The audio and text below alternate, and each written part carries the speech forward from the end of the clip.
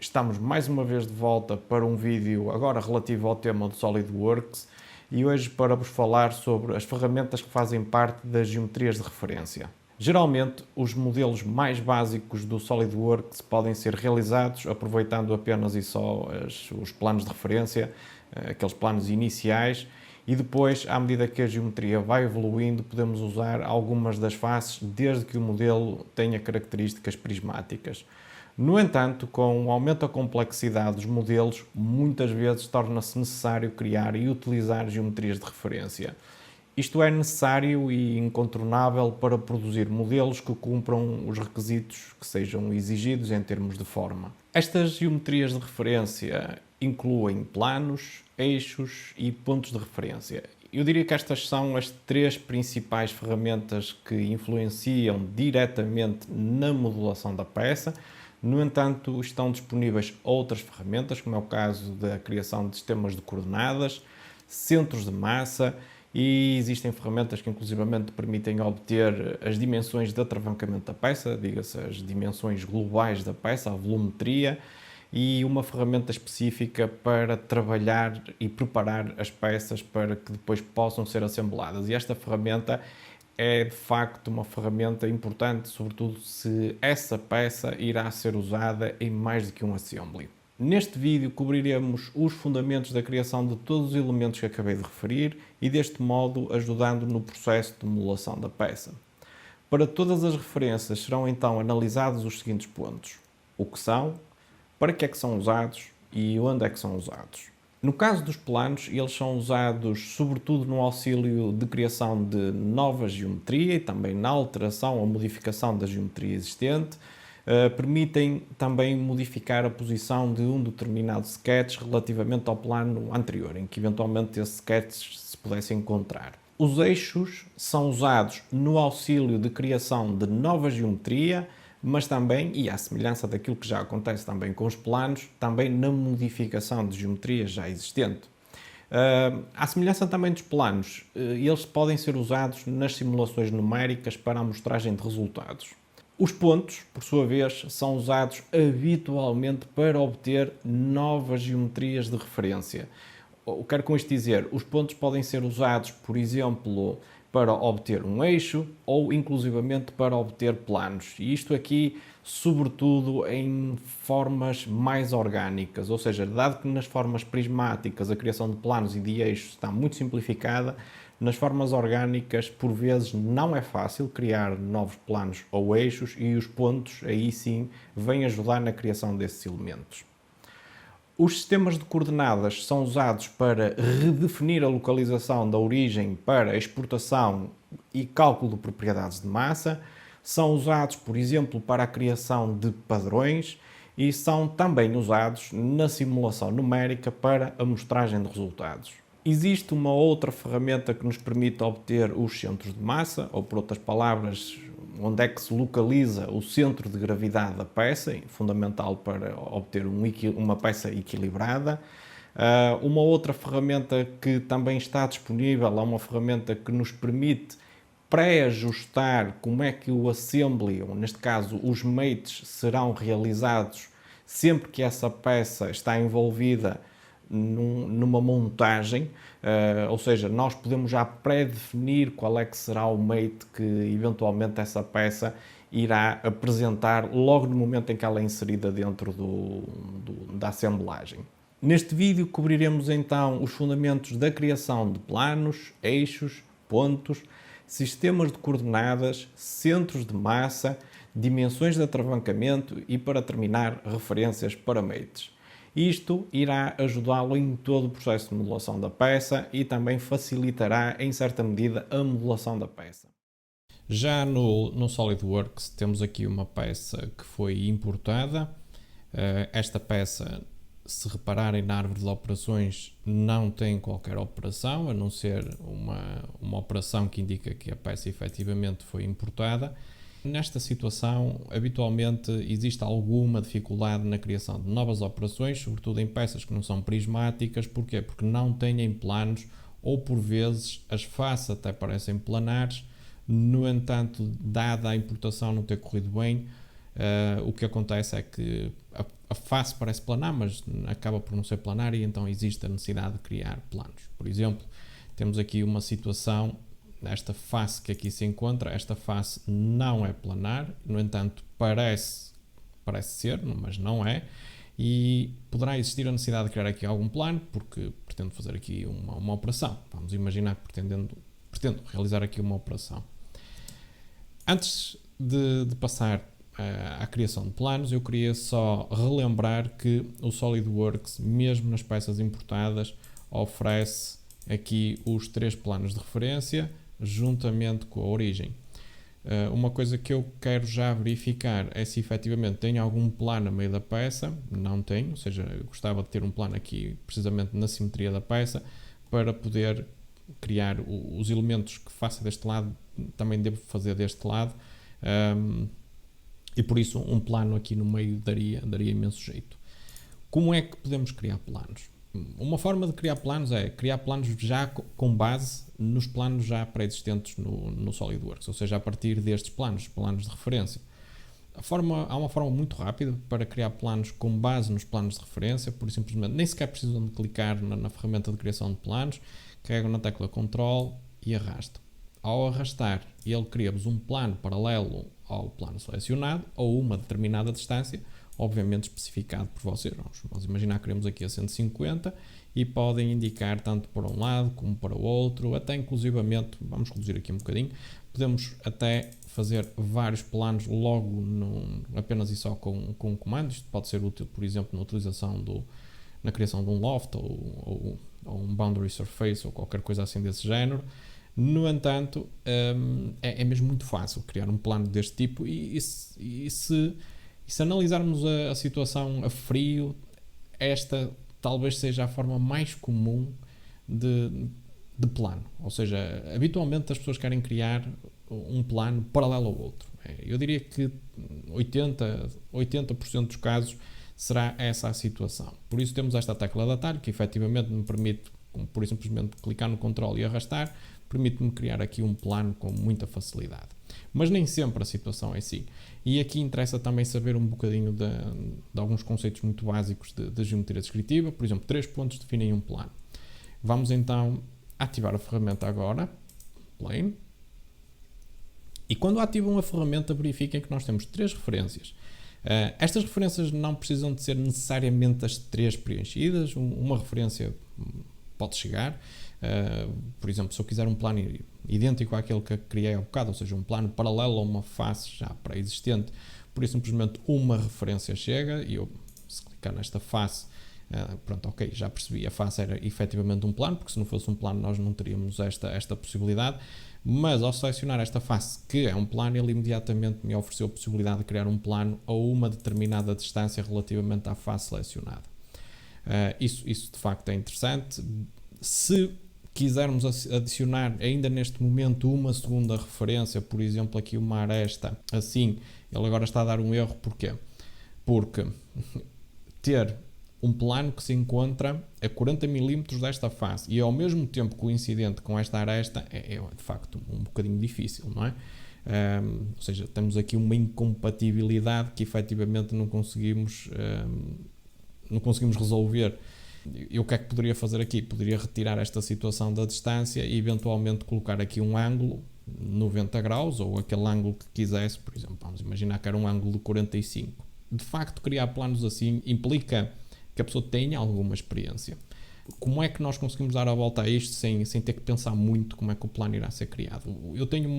Eu trabalho desta forma, eu primeiro seleciono, ou seja, digo ao software, eu quero que me cries um plano com estes atores, por exemplo, 3 vértices, ok? Ou uma face e uma aresta, e o software logo decide o que é que vai fazer com aquilo, apresentando-me as opções que estão disponíveis para aquela seleção. Eu prefiro trabalhar assim e acho que é mais intuitivo. Vamos, por exemplo, duplicar esta situação. Seleciono esta face, seleciono esta aresta, faço plane e imediatamente ele próprio faz o preenchimento dos campos com base na pré-seleção que eu fiz. Eu diria que é mais fácil, mas depois cada um irá fazer da forma que achar mais conveniente. Existe aqui um plano que eu referi logo no início que iria ser interessante ter, que era um plano exatamente a meio da peça. Eu vou fazer esse plano, clicamos nesta face e nesta face. O software vai-me oferecer imediatamente como primeira opção a criação de um plano, precisamente o plano de simetria desta peça. Querem ver? Plane, e a opção que ele me oferece é Mid-Plane.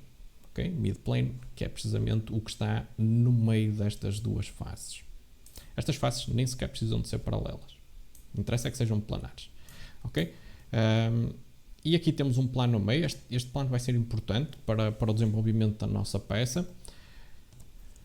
Tínhamos aqui uma questão que eu também queria resolver, que é ter a certeza que isto me permite fazer algo aqui. Eu posso experimentar fazer um extrude cut nesta face e reparem que o software está a fazer tudo por tudo para não me deixar selecionar esta face. Ele está-me a deixar selecionar as faces laterais, ok? Mas a face do topo não deixa. Isto habitualmente é indicativo de que não se trata de um plano.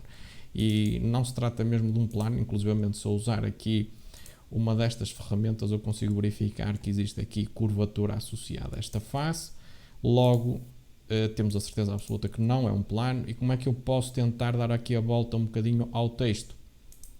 Posso, por exemplo, selecionar aqui 3 vértices, e 3 vértices definem, ou 3 pontos definem um plano, faço plane e imediatamente tenho aqui um plano. Sendo que este plano agora sim pode ser trabalhado, e se porventura eu quiser fazer agora aqui um sketch, por exemplo, um furo, posso fazê-lo sem qualquer problema. Podemos experimentar, vamos abrir aqui um sketch. Neste momento este plano, como disse, está precisamente em cima desta face, já percebemos que a face não é um plano. E vamos criar aqui, por exemplo, um furo oblongo nesta zona. E para ter a certeza que vamos ter aqui o furo, vamos fazer até through all. Podemos fazer through all both.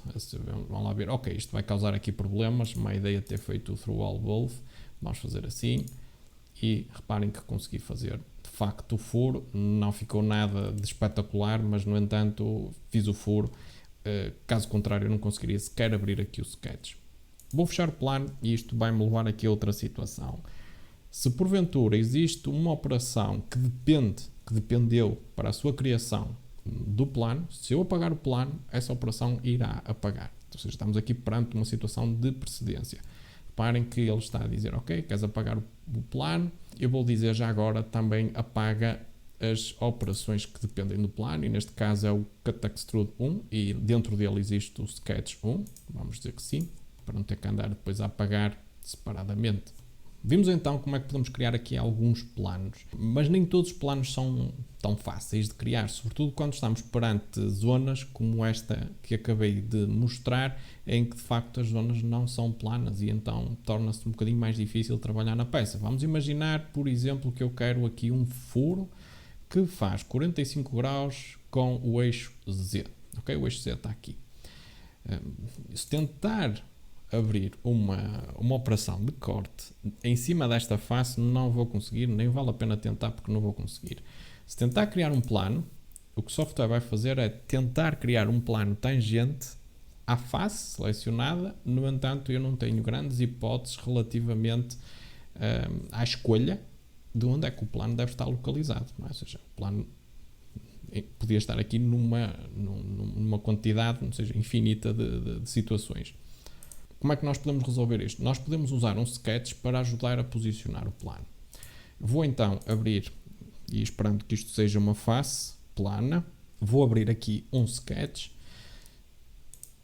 para ajudar ou para apoiar a criação de um novo plano.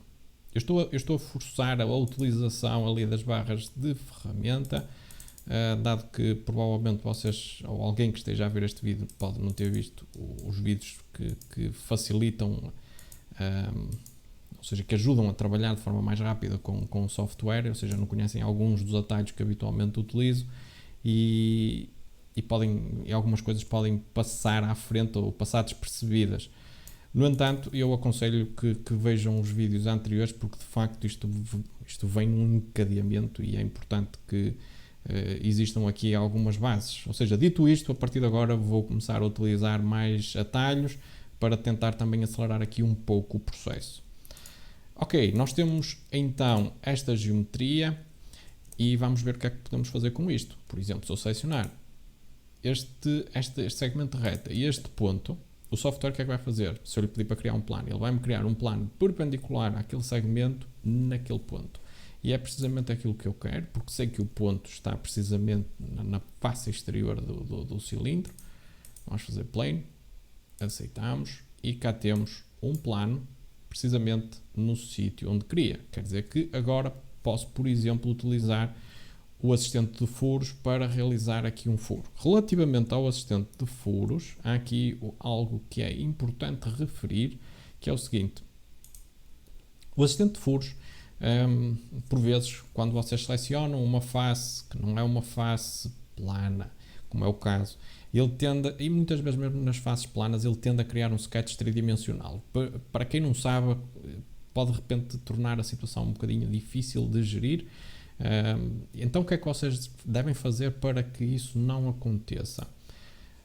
Selecionem o plano, nem que não estejam a selecionar diretamente a zona onde querem que o furo vá surgir, selecionam o plano, ok? No caso de uma face planar, selecionam a face, ok? Quer dizer que na face planar o furo vai-me aparecer ali onde ficou aquela marcação. Mas, neste caso, eu vou selecionar a parte exterior do plano. Porquê? Porque eu, se selecionar esta face, ele provavelmente não, vai de certeza criar um sketch tridimensional. Então, no caso de zonas curvas, quando eu quero utilizar o assistente de furos, ou o All Wizard, eu devo selecionar o plano mesmo que na zona onde cliquei não exista material. Aliás, devo fazê-lo mesmo assim. Depois faço All Wizard e assim sim vou ter um sketch bidimensional aqui em termos de posicionamento. Vamos indicar que pretendemos, por exemplo, um furo de broca normalíssimo, qualquer um. Vamos só pôr aqui uma dimensão, não sei, para aí 10 mm, não será nada de especial para este caso, e indicamos a posição de furo que vai ficar definida aqui através deste ponto. Vamos atribuir uma dimensão, ou melhor ainda, vamos colocar aqui um bocadinho mais de geometria. Esta vamos transformá-la em geometria de construção e vamos dizer que este ponto que define o centro do furo se encontra a meio desta linha. Outra coisinha que ainda falta é definir a condição fronteira do furo. Dado que ele neste momento está through all, vamos pôr up to next, que é para ali naquela zona, e aceitamos. E assim sendo, temos aqui um furo, precisamente nas condições pretendidas.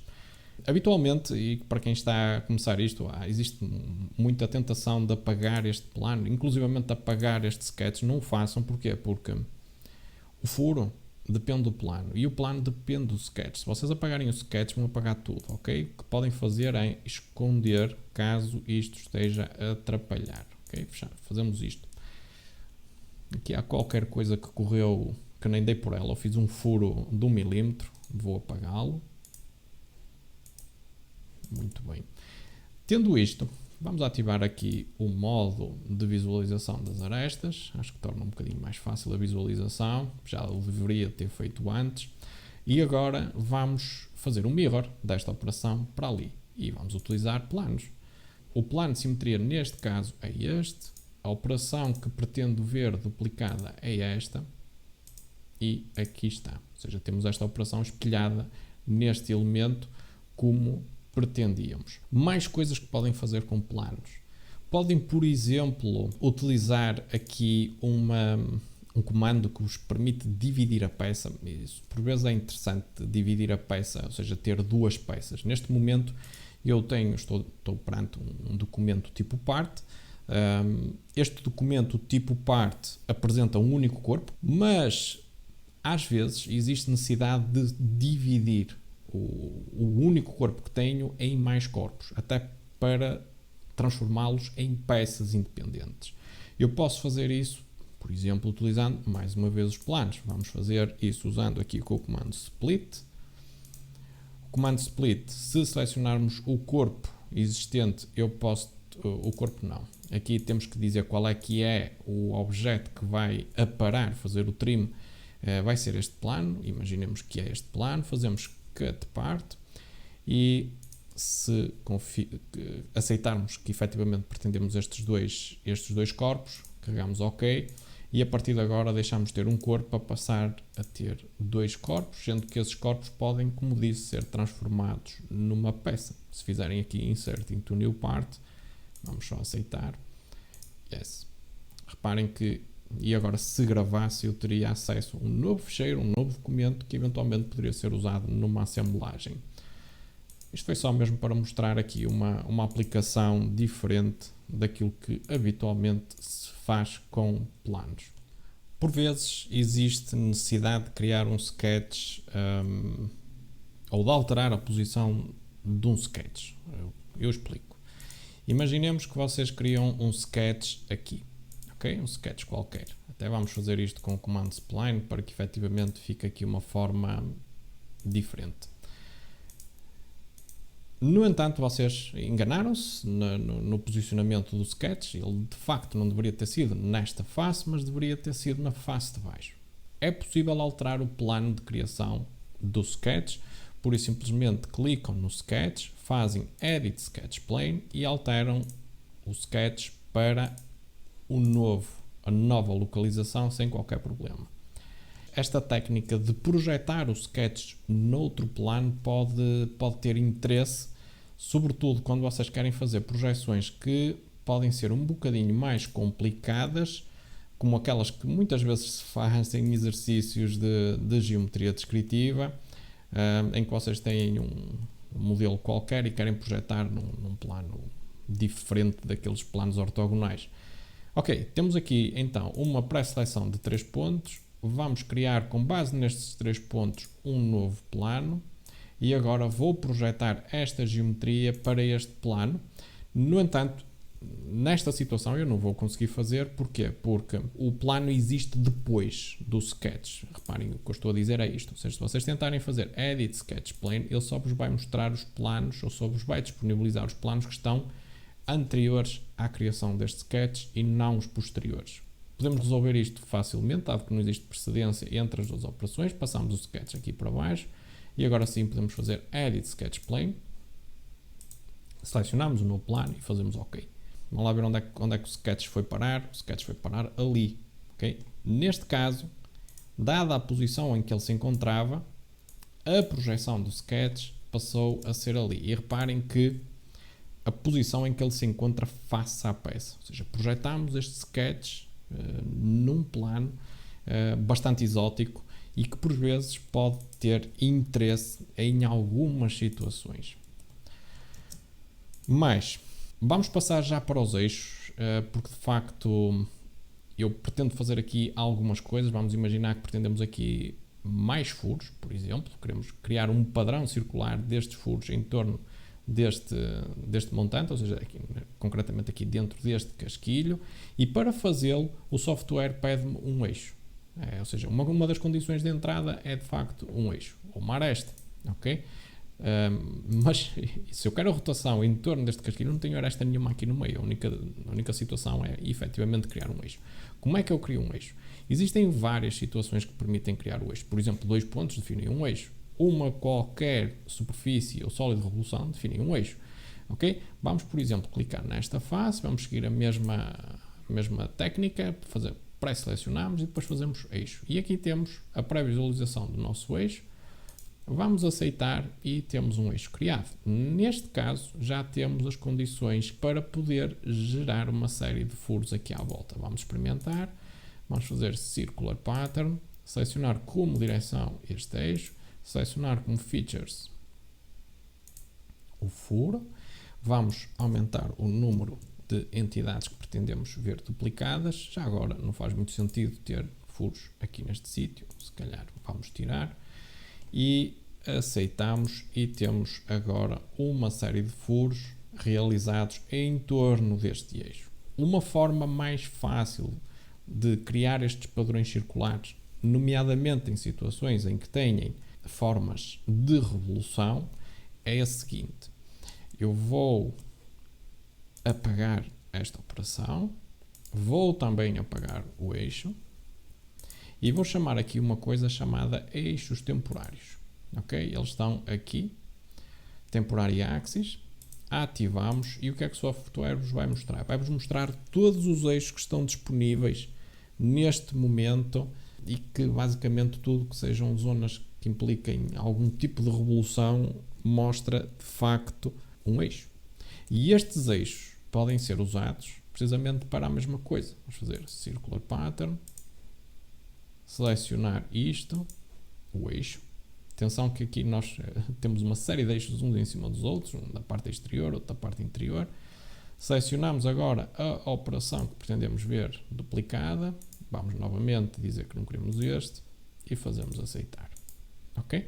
Pronto, quando terminarmos, dado que isto pode tornar o modelo um bocadinho confuso, sobretudo se tiverem um modelo como este que já tem alguns fillets aplicados, se calhar fará sentido ocultar novamente os eixos temporários. Pronto, isto aqui é um bug que por vezes acontece, que depois irá desaparecer se fizer um rebuild, uma regeneração ao ecrã. Vamos fazer um mirror, porque não? Ok, nós temos aqui um plano de simetria, este, e podemos agora duplicar, por exemplo, o nosso padrão circular para o outro lado. Okay? Pronto, e assim temos a situação replicada nos dois casquilhos. Há situações em que não é tão fácil ter eixos temporários. Vamos imaginar que quero criar algum tipo de padrão circular em torno desta quadra que aqui está. Isso já não será tão linear como nesta situação. Porquê? Porque já vou ter que definir um eixo de outra forma. Existem aqui, nesta situação, eu poderia muito facilmente utilizar, por exemplo, este plano que aqui se encontra, que eu vou renomear, dado que se trata de um plano que está a ser usado tantas vezes, e eventualmente podem aparecer outros planos, e este vai se chamar simetria.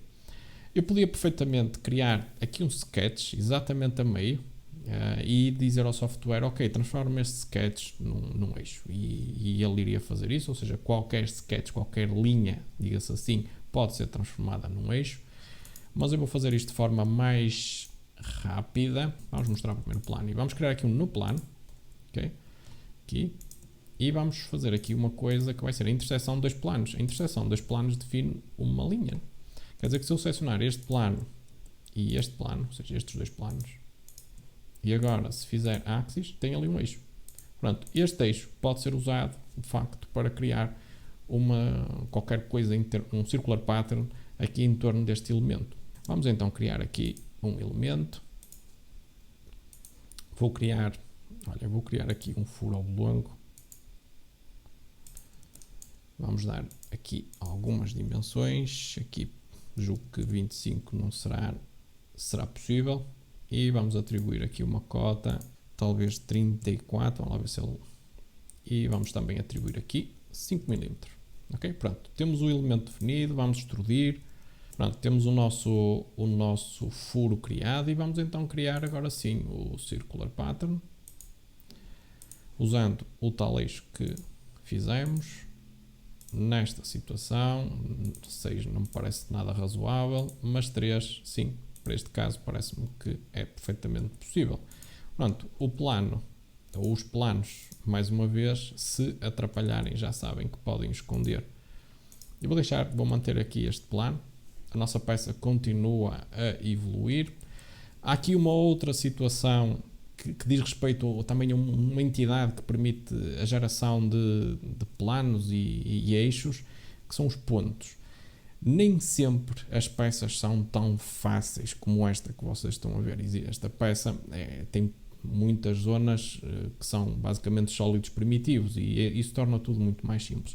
Às vezes as peças são bastante orgânicas e é difícil definir nova geometria de referência. Há aqui uma opção que é usada para criar nova geometria de referência, que é este comando aqui, que permite fazer pontos. E vocês podem argumentar, mas isso pontos podemos utilizar qualquer vértice. Sim, é verdade, mas existe aqui no ponto uma opção muito interessante, que é esta aqui, Center of Face. Isto faz o que o nome indica, ou seja, ele detecta onde é que está o centro da face. No caso do plano, pronto, está ali, mas também detecta o centro da face em zonas curvas, como por exemplo esta parece algo relativamente pacífico, não tem qualquer implicação, mas tem. Porquê? Porque ao utilizar esta técnica eu consigo criar pontos em zonas complexas e depois com esses pontos posso criar um plano ou posso criar um eixo e a partir daí já posso começar a trabalhar na peça. A criação de pontos, de facto, em termos da modelação, acontece sobretudo em situações de peças um bocadinho mais complexas.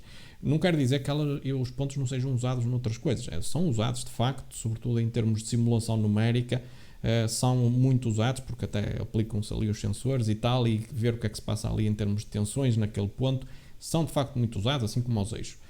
Mas, em termos de modelação, são usados mais em situações de modelação avançada. Por exemplo, modelação com superfícies e tal, os pontos aí sim têm um papel mais importante. Este ponto vou deixá-lo ficar aqui, foi só mesmo para demonstrar a situação. Continuando então nas nossas ferramentas, vocês têm aqui esta situação do sistema de coordenadas. Eu se calhar vou falar primeiro aqui nos centros de massa. Esta ferramentazinha, o que é que faz? Mostra-me o centro de massa da peça que está ali. Ok? Pura e simplesmente isso. O centro de massa, a zona de equilíbrio da peça é ali. Quer dizer que se eu pegar na peça, a partir daquele ponto, a peça está muito, muito equilibrada. Ou seja, é precisamente o centro de gravidade da peça. Reparem que, inclusivamente, eu fiz aqui esta zona para agarrar a peça, para pegar na peça, muito próximo do centro de massa da peça. Ou seja, estas zonas são estudadas. Inclusivamente depois no próprio drawing há situações, e não poucas, em que é conveniente dar as cotas a partir aqui do centro de massa. E este elemento é transportado, se vocês assim o desejarem, para o desenho e de facto é um elemento de referência para poder depois atribuir novas cotas. São as chamadas cotas que têm um papel funcional no vosso projeto.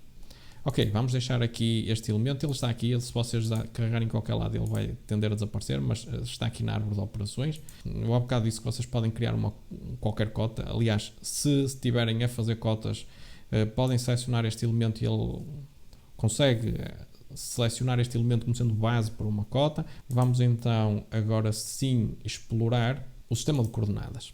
O sistema de coordenadas é usado sobretudo na exportação do modelo. Ou seja, às vezes o modelo tem que ser exportado, por exemplo, para um programa de CAM, e eu quero que o meu sistema de coordenadas não esteja na origem onde eu comecei a fazer o desenho, mas sim noutra origem, chamado zero peça. E eu quero identificar esse ponto numa determinada zona concreta. Por exemplo, quero que ele seja aqui vai ser o meu ponto 000, e quero que o X fique a apontar para ali, está muito bem, por acaso ficou.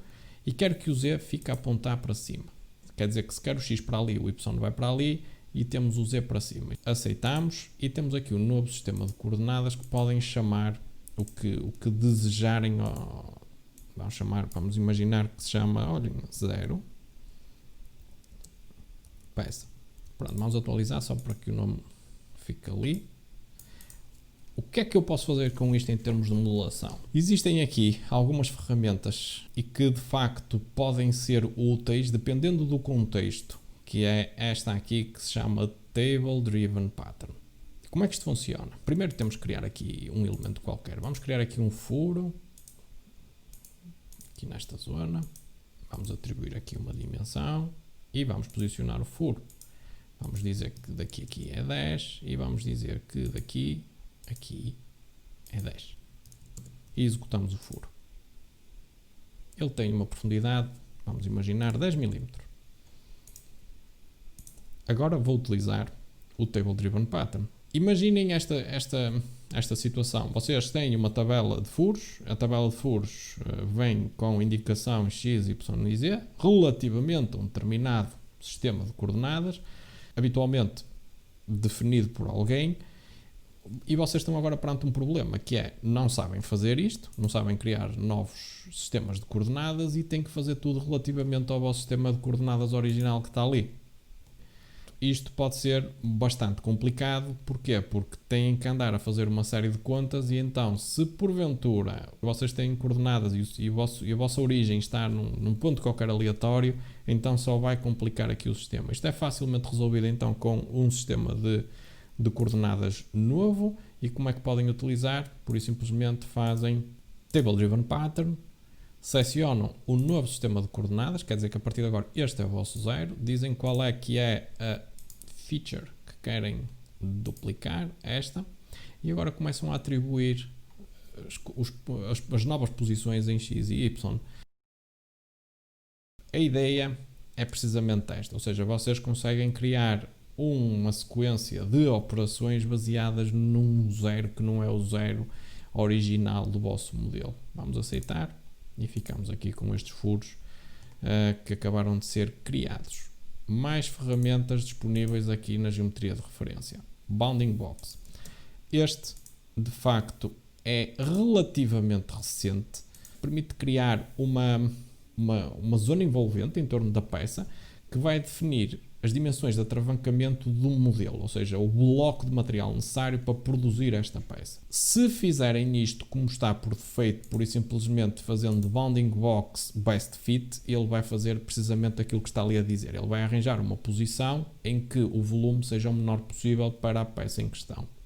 Vamos aceitar e vamos ver a caixa que daqui resulta. Temos esta caixa com esta configuração. Esta configuração é aquela que menor volumetria tem para embeber a peça que aqui temos dentro de um paralelepípedo.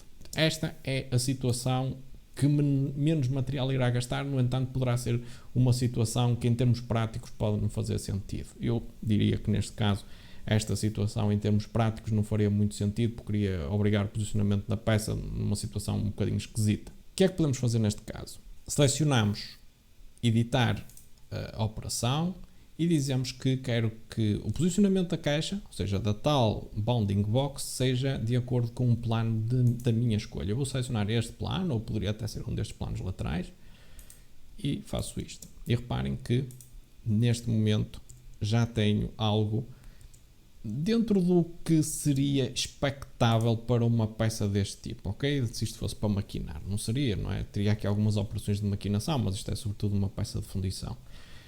No entanto, este comando oferece esta flexibilidade. O que é que vocês podem fazer com isto? Isto não é meramente visual. Estas propriedades encontram-se num determinado local e podem ser utilizadas e devem ser utilizadas, por exemplo, na legenda, em que vocês dizem qual é que é a volumetria da peça e dão a cota em X, Y e Z, as máximas. Onde é que vocês encontram isso? Propriedades, Configuration Specific, e tem aqui então as diferentes dimensões, 552 por 365 por 340, sendo que a volumetria máxima, a volumetria total, quero dizer, surge aqui em milímetros cúbicos. Eu abri esta peça para mostrar a última opção que está ali disponível na geometria de referência, que se chama Mate Reference. Isto o que é que permite fazer? Isto permite pré-configurar a forma como esta peça será colocada no assembly. Quero com isto dizer que eu posso, de antemão, definir que quando esta peça entra dentro do assembly, procura, por exemplo, situações de concentricidade para se poder montar com a peça que já lá se encontra. Ou seja, no caso desta peça, eu especifiquei aqui a concentricidade, vamos aceitar e vamos gravar. Vamos abrir um assembly. E neste assembly vamos colocar a nossa peça inicial, aqui está ela, e agora vamos introduzir o nosso veio. Reparem que o veio tende a magnetizar a tudo que seja cilíndrico. Vamos clicar aqui e vamos aceitar e vamos colocar agora este veio. Reparem que eu tento mexê-lo e ele neste momento já mexe só longitudinalmente relativamente a este eixo que aqui temos. Vamos então configurar este elemento para que ele se posicione aqui numa situação simétrica a estes elementos. E aqui está. Se porventura tivesse também nesta peça dito que também quer aqui concentricidade, o que é que ia acontecer? Mal o veio entrasse no assembly, ele ia imediatamente, eu vou usar aqui a palavra magnetizar, ali aquela zona de suporte. Relativamente a este comando, eu queria chamar aqui só a atenção é que não faz muito sentido fazer aqui um reference mate a uma peça que vai ser assemblada uma única vez. Isto faz sentido sim, se vocês estão a ver, ok, esta peça vai entrar em muitos dos assemblos que eu vou fazer e isto vai-me poupar aqui uma série de etapas. E de facto vocês podem criar mates mais complexos utilizando o reference mate e efetivamente o que acontece é que depois a peça entra com maior rapidez no conjunto, ou seja, fica assemblada de forma bastante mais rápida. E com isto nós cobrimos aqui uma série de aspectos relativamente às geometrias de referência, não foi nada de muito exaustivo, no entanto falámos aqui das questões mais, eu diria, as questões principais relativamente a estas ferramentas que estão aqui disponíveis. Espero que este vídeo vos tenha sido útil. Se gostaram, subscrevam. Desse modo já sabem que estarão a ajudar o canal e não se esqueçam que a vossa opinião é de facto muito importante. Os comentários estão aí para isso mesmo. Por hoje ficamos por aqui. Até um próximo vídeo e até lá fiquem bem.